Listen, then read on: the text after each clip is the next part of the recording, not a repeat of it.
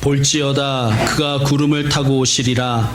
각 사람의 눈이 그를 보겠고 그를 찌른 자들도 볼 것이요 땅에 있는 모든 족속이 그로 말미암아 애곡하리니 그러하리라. 아멘. 주 하나님이 이르시되 나는 알파와 오메가라. 이제도 있고 전에도 있었고 장차 올 자요 전능한 자라 하시더라. 아멘. 모든 성경은 하나님의 감동으로 기록되었습니다. 무슨 뜻일까요? 성경이 하나님의 감동으로 기록되었다는 것은 어떤 의미일까요? 이렇게 생각하시는 분들이 있습니다. 하나님께서 한자 한자 불러주시고 사람은 그저 받아쓰기를 했다고 생각하는 분들이 있어요. 이것을 기계적 영감이라고 합니다. 기계처럼 받아 썼다는 거죠. 이와 대척점에 있는 견해가 있습니다. 하나님께서 성경 저자의 인격을 모두 사용하여 기록하게 하셨다. 그의 지식, 그의 경험, 그의 세계관, 그의 성경관, 또 그의 독특한 문체까지 모두 다 활용하여서 하나님의 뜻과 하신 일을 기록하게 하셨다. 이것을 유기적 영감이라고 합니다. 성경은 유기적 영감으로 기록되었습니다. 유기적 감동으로 기록되었습니다. 우리는 성경은 하나님의 글이라고 생각하시면 안 돼요. 성경은 인간의 글이며 하나님의 말씀입니다. 자신들의 가지고 있는 경전을 신의 글이라고 믿는 이들이 있어요. 그런 종교가 있죠. 대표적인 종교가 이슬람교입니다. 이슬람교는 자신들의 경전인 꾸란이 가브리엘 천사가 그 무함마드에게 한자 한자 불러줘서 기록했다고 믿어요. 심지어 그때 무함마드는 글자를 모르는 문맹이었습니다. 그러니까 정말 기계적 영감이죠. 근데 우리는 이슬람교가 아닙니다. 우리는 하나님께서 성경의 저자를 유기적으로 사용하셔서 유기적으로 감동하셔서 성경을 기록하게 했다고 우리는 믿습니다. 그러므로 성경은 인간의 글이며 하나님의 말씀입니다. 요한계시록 역시 마찬가지예요. 우리 이 계시록 이러니까 왠지 요한이 눈이 확 뒤집어져 가지고 무아지경 속에 하면서 썼는 것 같은 그런 인상을 가지시겠지만 그렇지 않습니다. 여러분. 유기적 영감으로 기록되었습니다. 자, 요한이 환상을 보았습니다. 그리고 계시를 보고 들었습니다.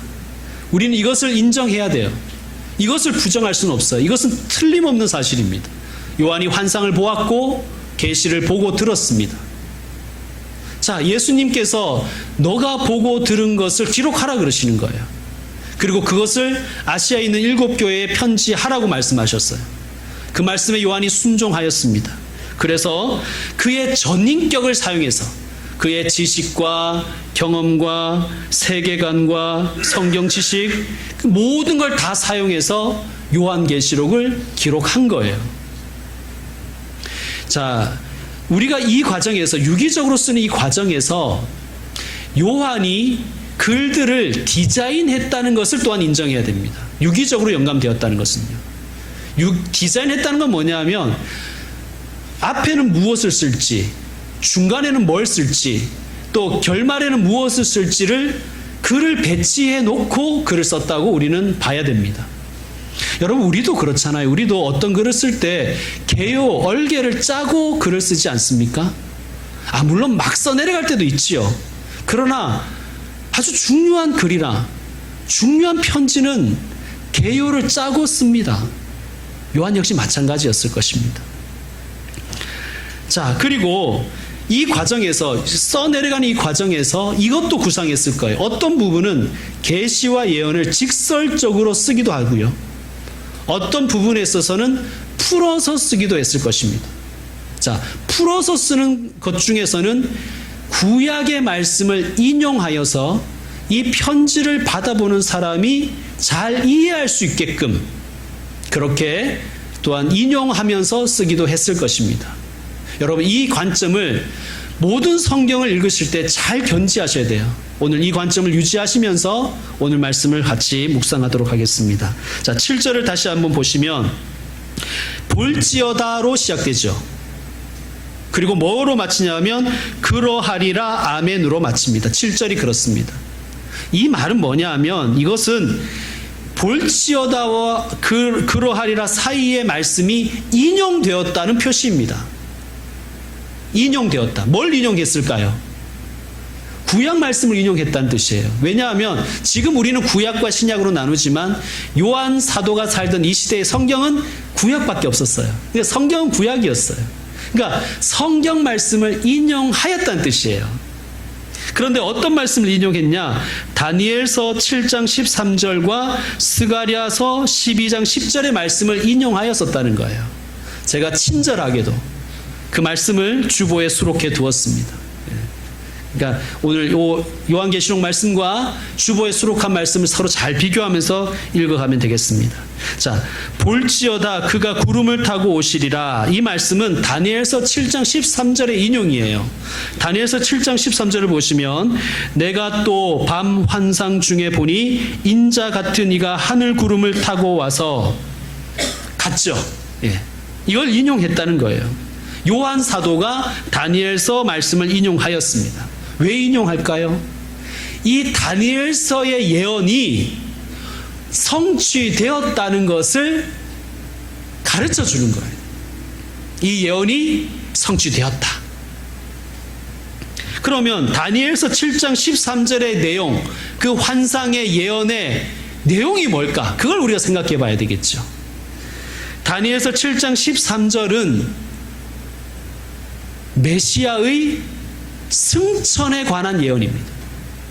어떤 분들은 이거를 이제 볼지어다 그가 구름을 타고 오시리라 이러니까 재림으로 그렇게 생각하시는 분들이 있는데 이것은 조금 성경을 너무 표면적으로 읽은 거예요. 계속해서 그 부분을 설명드리겠습니다. 메시아의 승천에 관한 예언입니다. 자, 인용된 다니엘서 7장 13절을 좀 더 살펴보겠습니다. 주보를 참고하세요. 인자 같은 이가 하늘 구름을 타고 와서, 여기서 인자 같은 이는 누구십니까? 예수님이세요. 예수님 자신을 인자라 그러셨죠. 예, 인자 같은 이는 예수님이십니다. 옛적부터 항상 계신 이는 누구실까요? 우리가 지난 시간에도 봤지만 하나님 아버지이십니다. 자, 예수님께서 하나님 아버지 앞으로 나아가 인도되셨다고 말씀하시는 거예요. 그 예언인 거예요. 여러분, 승천은요, 땅에 남은 예수님의 제자들의 입장에서 보면 하늘로 올려지셔서 아버지 하나님께로 가시는 것이잖아요. 승천은. 그러나 반대로 하나님 입장에서는 어떻게 되는 거예요? 예수님이 구름 타고 예수님 앞으로 오시는 것이죠.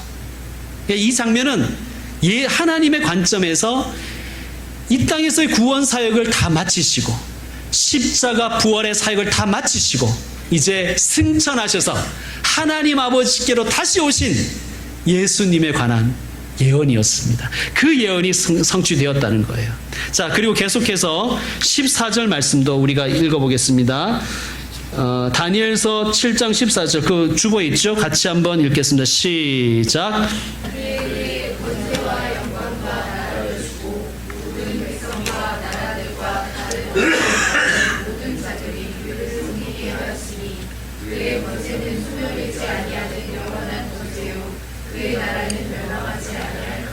아멘, 아멘. 자, 예수님께서는 부활하시면서 이미 하늘과 땅의 모든 권세를 하나님 아버지께 받으셨어요. 만왕의 왕이 되셨어요. 그러면 승천은 뭐냐? 승천은 만왕의 왕이 되신 예수님의 대관식입니다. 퍼포먼스란 대관식. 그러니까 승천은 그런 의미가 있어요. 예수님은 부활하시면서 이미 하늘과 땅에 함께 존재하는 분이 되셨어요. 승천의 역사를 통하여 예수 그리스도가 만왕의 왕이 되신 대관식을 보여주는 거예요. 그 예언이 성취되었다는 말씀입니다. 그것을 요한 사도가 요한계시록 1장 7절에서 아시아에 있는 7교회에게, 고난받고 있는 아시아 7교회에게 증거하는 거예요. 예수님 만왕의 왕이시다. 이미 승천하셨고 하나님께로부터 모든 나라와 권세와 영광을 위임받으셨다 하는 것을 다시 한번 설명해 주는 것입니다. 여러분, 기도를 달라고 요청한 제자들에게 예수님께서 기도를 가르쳐 주셨지요? 너희는 이렇게 기도하라. 그것이 우리가 오늘 같이 기도한 주님 가르쳐 주신 기도입니다. 그 기도는 이렇게 시작합니다. 하늘에 계신 우리 아버지, 이렇게 시작하고요. 마침은 어떻게 마치죠? 나라와 권능과 영광이 영원히 아버지께 있습니다 라고 기도합니다. 자, 예수님이 고백하셨어요. 하늘에 계신 아버지, 그리고 그분께 모든 나라와 권세와 영광이 있다. 그렇게 고백하신 예수님께 십자가와 부활의 모든 구원 사역을 마치신, 그리고 승천하신 예수님께 하나님은 이제 나라와 권세와 영광을 전부 예수님께 위임하신 거예요. 예수님이 하나님의 모든 통치를 위임받으셔서 하늘에 있는 것과 땅에 있는 것과 땅 아래에 있는 것을 다 주관하십니다. 다 통치하십니다. 그것을 고난 중에 있는 성도들에게 알려주는 거예요. 위로가 되겠죠. 너희들을 지금 억압하는 로마 황제가 진정한 왕이 아니라 십자가에 달리시고 죽으시고 부활하시고 승천하셔서 만왕의 왕이 되신 그분이 진정한 왕이시다 선포하는 것입니다. 자, 7절 말씀, 요한계시록 1장 7절 말씀을 승천으로 봐야만 요한계시록 1장 6절과 7절이 자연스럽게 연결이 됩니다. 우리가 지난 시간에 1장 6절을 했죠. 그의 아버지 하나님을 위하여 우리를 나라와 제사장으로 삼으신 그에게 영광과 능력이 세세토록 있기를 원하노라. 아멘. 지난 주일에 말씀드렸습니다. 예수님께서 우리를 죄에서 해방시켜 주시고 과거, 그리고 우리를 나라와 제사장으로 삼으셨다. 현재 완료라고 말씀드렸습니다. 지난 시간에 말씀드렸죠. 현재 완료는 우리 문법에는 없지만 과거죠. 과거. 이미 과거에 일어난 일이 지금까지 영향을 미치고 있을 때 현재 완료를 쓴다고 말씀드렸습니다. 자, 이런 말씀이에요. 너 잘하면, 너 열심히 잘하면 제사장 시켜줄게가 아니라 우리가 부족한데도 불구하고 나라와 제사장 삼으셨다는 말씀이에요. 과거형이에요. 과거. 이 말씀을 주신 것은 2000년 전에 그들만이 아니라 기독교 2000년 역사 속에서 존재했던, 그리고 존재하는 모든 교회와 성도들, 그리고 이 자리에 함께 예배드리는 저와 여러분에게도 다 그대로 적용되는 말씀입니다. 우리를 나라와 제사장으로 삼으셨습니다. 이 부분을 확실하게 믿으셔야 됩니다. 나를 나라와 제사장으로 삼으셨다. 내가 이렇게 부족한데 나를 나라와 제사장으로 삼으셨구나. 은혜, 감사합니다. 이렇게 돼야 되는 것입니다. 자, 그러니까 예수님께서는 나라와 제사장으로 삼아주실 권능이 있다는 말씀이잖아요.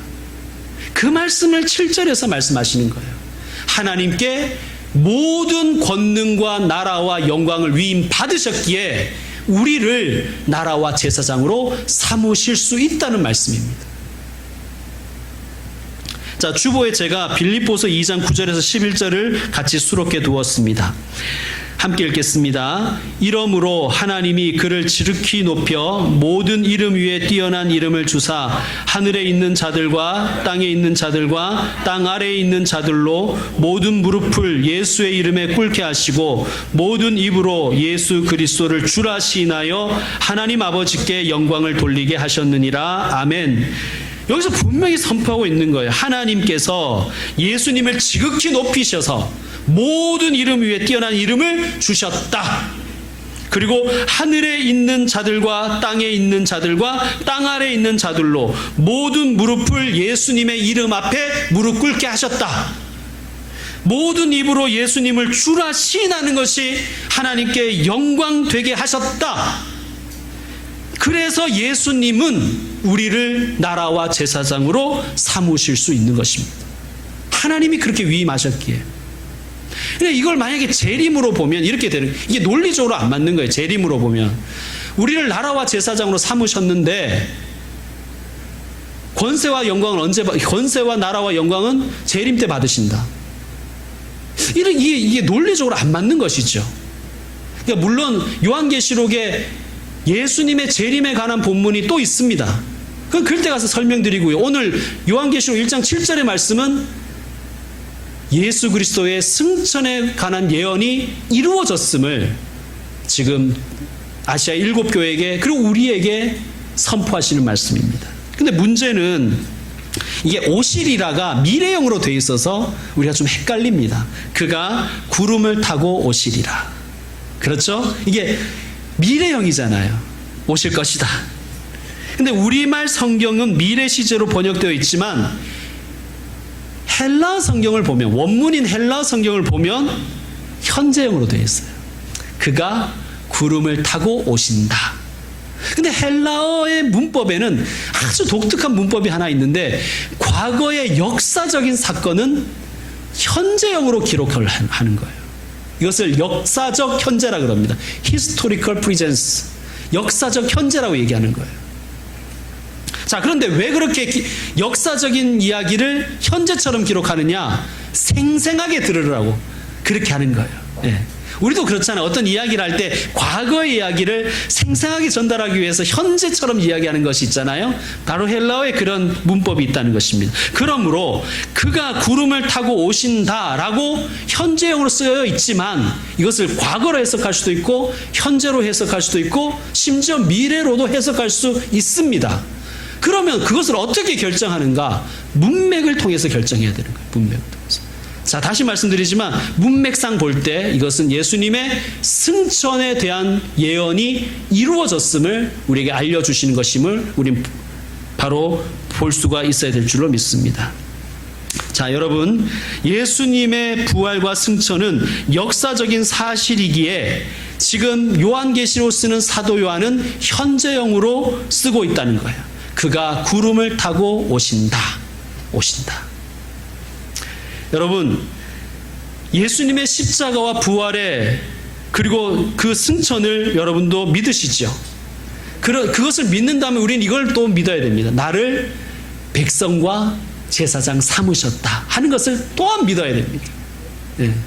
그러니까 예수님의 십자가와 부활과 승천을 믿는데 나는 제사장 아닌 것 같아 라고 생각하는 것은 우리가 성경을 잘못 읽는 거예요. 자, 계속해서 우리 보겠습니다. 각 사람의 눈이 그를 보겠고 그를 찌른 자들도 볼 것이요 땅에 있는 모든 족속이 그로 말미암아 애곡하리니. 자, 이 말씀은 스가랴서 12장 10절의 인용입니다. 역시 주보에 실어 두었습니다. 여러분이 한번 읽어 주시기 바랍니다. 스가랴서 12장 10절 시작. 내가 다윗의 집과 예루살렘 주민에게 증거와 간구하는 신명을 부어주리니 그들이 찌른 바 그를 바라보고 그를 위하여 애통하기를 독자를 위하여 애통하듯하며 그를 위하여 통곡하기를 강자를 위하여 통곡하듯하며. 아멘. 자, 여기에 보면 내가 다윗의 집과 예루살렘 주민에게 은총과 간구하는 심령을 부어주시리니 라고 말씀하세요. 은총과 간구하는 심령이 뭘까요? 여기서 자꾸 한자풀이를 하면 안 되고 헬라어를 봐야 된다 그랬죠. 원문을 봐야 된다 그랬죠. 근데 우리는 원문을 볼 능력이 안 되니까 그럴 때는 어떻게 해야 되는가? 다른 번역 성경을 봐야 되는 거예요. 자, 제가 새 번역으로 옮겨두었습니다. 새 번역은 이렇게 되어 있어요. 그러나 내가 다윗 집안과 예루살렘에 사는 사람들에게 은혜를 구하는 영과 용서를 비는 영을 부어주겠다. 자, 은총과 간구하는 심령은 다른 번역 성경을 보니 은혜를 구하는 영, 용서를 비는 영이래요. 누구실까요? 이 성령님이세요. 그러니까 이 스가랴서의 예언은 뭐냐 하면 하나님께서 때가 되면 성령을 부어주신다는 거예요. 그걸 예언한 거예요. 자, 이 예언이 성취되었습니까? 안 성취되었어요?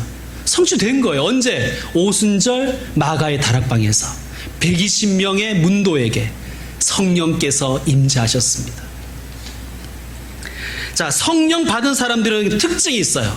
성령 받은 사람들은 어떤 특징이 있을까요?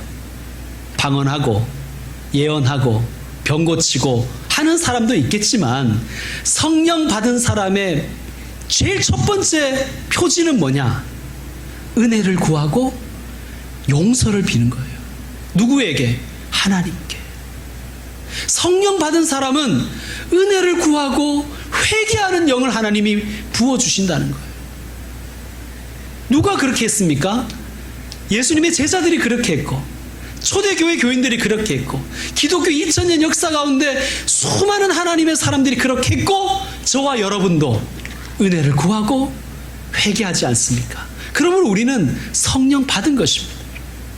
그러니까 성령 받은 것을 방언이나 예언으로만 확인할 필요는 없습니다. 물론 방언과 예언은 성령의 은사지만 그것은 특별한 누군가에게 주시는, 하나님이 일방적으로 주시는 거예요. 근데 모든 사람들에게, 성령 받은 모든 사람들에게 나타나는 특징은 은혜를 사모하고 하나님 앞에 용서를 구하는 거예요.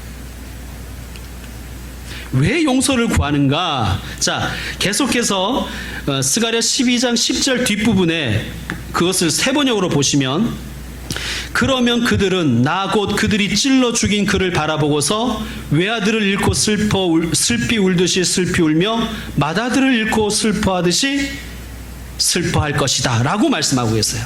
세번역 성경은 그렇게 번역했어요. 자, 나 곧 그들이 찔러 죽인 그를 바라보고서 애통해 한다는 거예요. 마치 맏아들을 잃어버린 것처럼 애통해하고 애곡하고 통곡한다는 거예요. 이 말씀이, 이 예언의 말씀이 성취되었다는 말씀입니다.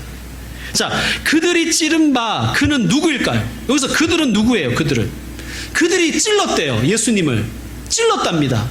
그들은 누구예요? 성령 부어진 자들이에요.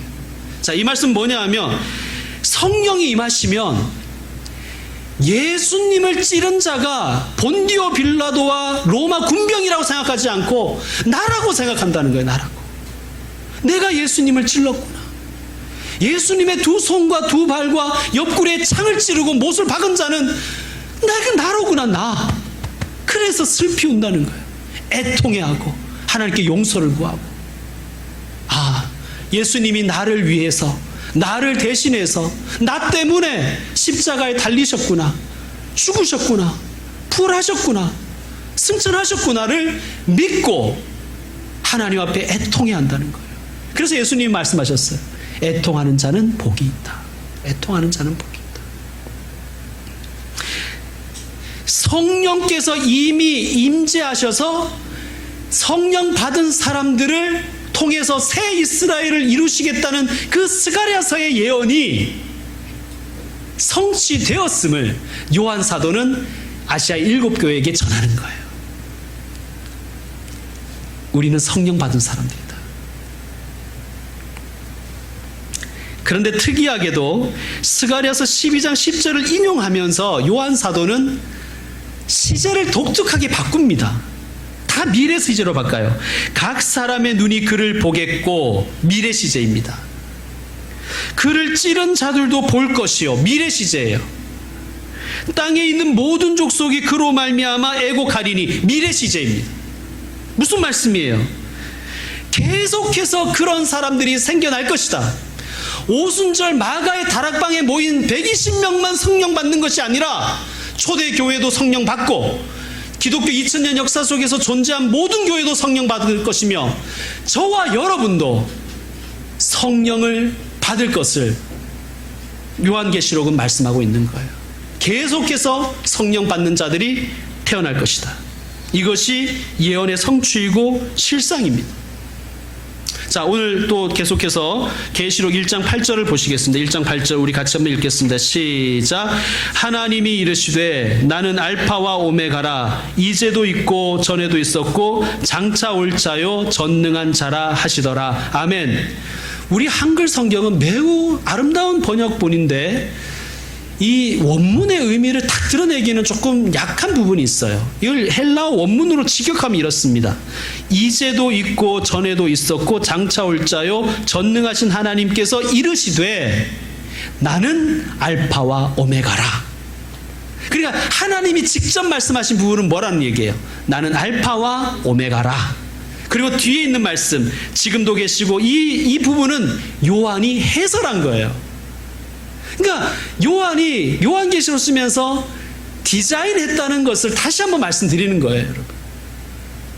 자, 그러면 이 부분 나중에 다시 한번 다루고요. 알파와 오메가라는 것이 도대체 뭐냐? 여러분 잘 아시겠지만 헬라어 알파벳의 첫 번째 글자가 알파예요, 알파. 마지막 글자가 오메가입니다. 이 말씀은 상징적인 말씀이죠.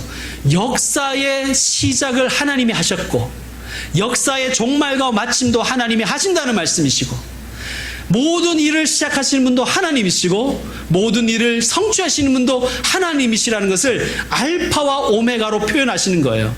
그 알파 오메가 되신 분이 예수님에게 모든 나라와 권세와 능력과 영광을 위임하셨다는 것입니다. 그래서 나중에 우리가 읽어보면 예수님이 다시 자신을 선포하실 때 나는 알파와 오메가라고 선포하십니다. 이제 말씀 마무리하겠습니다. 우리 예수님은 승천하셔서 만왕의 왕이 되셨습니다. 이것을 굳게 믿으시기 바랍니다. 언젠가 만왕의 왕이 되시는 게 아니라 지금 만왕의 왕으로 우리를 다스리시고 계시고 교회를 인도하고 계시는 거예요. 불안해할 필요 없습니다. 두려워할 필요도 없고요. 여러분 하늘이라는 것은 땅의 관제탑이에요. 비행기가 관제탑의 지시를 받지 않으면 위험해지죠. 여러분 우리가 하늘에 계신 예수 그리스도, 하늘에 계신 하나님 아버지 우편에 계신 예수 그리스도의 지시에 순종해야 우리 삶이 안전하고 우리가 순항할 수 있는 것입니다. 그러므로 예수님께 순종하는 자들은 복을 받습니다. 천국을 살아가다가 천국에 입성하는 거예요. 그러므로 가장 중요한 것, 여러분께서 가장 이 세상을 살아갈 때 가장 1번에 두어야 될 것은 예수님과의 관계입니다. 관계. 만왕의 왕이신 예수님과의 관계. 내가 예수님을 어떻게 바라보고 있는지, 예수님 앞에 나의 자세는 어떠한 것인지, 예수님과의 관계는 어떻게 되고 있는지를 가장 관심에 두어야 됩니다. 예수님이 이렇게 말씀하셨어요. 여자가 낳은 주 중에서 세례요한이 가장 크다. 그런데 천국에서는 가장 작은 자도 세례요한보다 크다. 그만큼 예수님과의 관계가 그렇게 중요하다는 거예요. 세례요한은 위대한 사람이었지만 예수님의 십자가와 부활과 승천을 경험하지 못했습니다. 그러나 우리들은 세례요한만큼 땅에선 훌륭하지 않지만 예수님의 십자가를 믿고 예수님의 부활을 믿고 예수님이 승천하셔서 만왕의 왕이심을 믿습니다. 그러므로 우리는 천국에서 세례요한보다 큰 자입니다. 예수님의 관계가, 예수님과의 관계가 그 무엇보다도 천국에서는 중요하다는 것을 다시 한번 말씀드리는 것입니다. 그러므로 여러분 또 이 한 주간을 살아가실 때 여러분이 가장 1번에 두셔야 될 것은 만왕의 왕이신 하나님과의 그리고 예수님과의 관계입니다. 그러므로 예수님을 더 사랑하십시오. 그리고 예수님의 말씀을 하나라도 순종하십시오. 그럴 때 예수님께서 우리의 인생을 책임지실 것입니다. 기도하겠습니다. 승천하시어서 우리의 왕이 되신 예수님을 찬양합니다. 또한 우리의 왕이신 예수님께서 우리의 모든 삶을 불꽃 같은 눈으로 보고 계심을 믿습니다. 우리의 약함도 아시고 우리의 눈물도 아시며 우리의 헌신도 알고 계심을 믿습니다.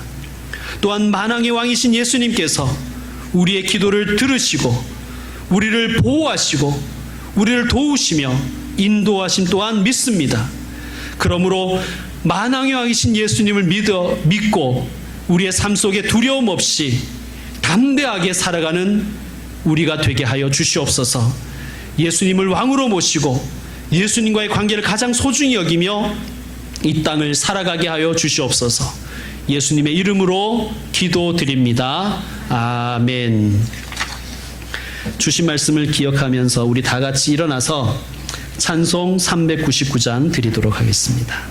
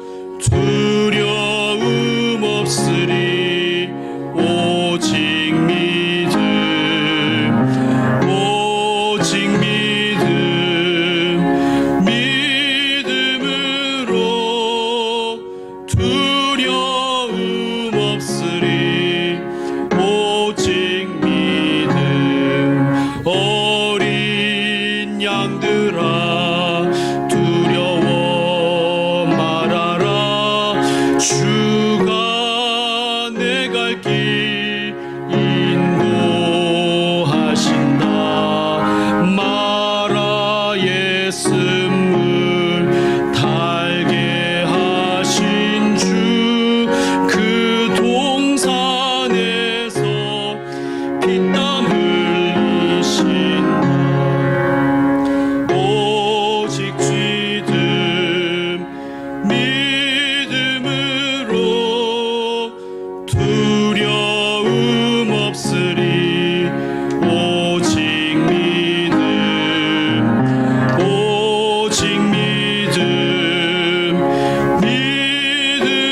믿음으로 두려움 없으리. 오직 믿음. 어린 양들아 두려워 말아라. 주님 언제나 함께 하신다.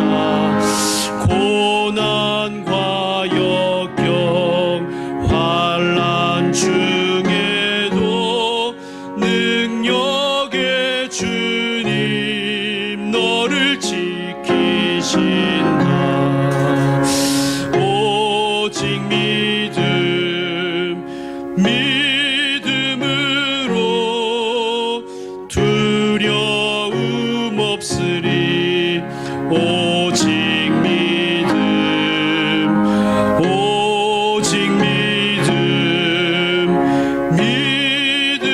믿음으로 두려움 없으리. 오직 믿음. 사랑하는 교우 여러분, 이제 공적인 예배는 축도 드림으로 마칩니다. 그러나 우리가 영과 진리로 드려야 될 이 예배는 이 성전을 나서는 순간부터 다시 시작됩니다. 예수님이 만왕의 왕이심을 믿고 나아가십시오. 우리를 지켜주시고 도와주시고 인도하시는 분이 우리와 함께 하십니다. 그분이 하늘과 땅과 모든 것을, 역사를 주관하시는 분이십니다. 이 주님을 믿고 두려움 없이 담대하게 살아가기를 원합니다. 주 예수 그리스도의 은혜와 하나님 아버지의 사랑과 성령의 교통하심이 당신의 아들, 딸들 위해 이제부터 영원토록 함께 하시기를 축원하옵나이다. 아멘.